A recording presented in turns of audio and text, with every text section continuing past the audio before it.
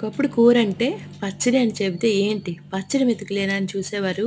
ఇప్పుడు పచ్చడి అంటే ఏం పచ్చడి? ఎలా చేస్తారు? రోటి పచ్చడా? రుబ్బిన పచ్చడా? దేనితో చేస్తారు? ఇంగ్రీడియెంట్స్ ఏంటి? అని అడిగి మరీ తెలుసుకుంటున్నారు. ఇంతెందుకు ఏ ఫంక్షన్‌కెళ్ళినా బిర్యానీతో మొదలైన భోజనం ఎండింగ్‌లో పచ్చడి ఉండాల్సిందే. ఏం పచ్చడి? అని అడిగి మరీ తెలుసుకుంటాం. అది పచ్చడి లెవెల్ అంటే.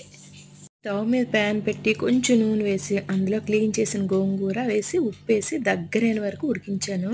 ప్యాన్లో ఎండుమిరపకాయలు, పల్లీలు, చితగ్గొట్టిన వెల్లుల్లి, 2 స్పూన్ల ధనియాలు, 1 స్పూన్ జీరా, హాఫ్ టేబుల్ స్పూన్ మెంతులు ఒక్కొక్కటిగా వేయించి పౌడర్ చేసి గోంగూర ముద్దలో కలిపాను.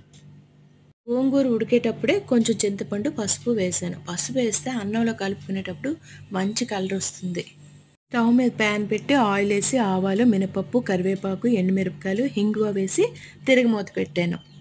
వేడన్నంలో కొంచెం నువ్వుల నూనె గాని, నెయ్యి గాని వేసుకొని పక్కన ఉల్లిపాయ ముక్కలు కట్ చేసి అన్నంతో తింటే సూపర్ అబ్బా!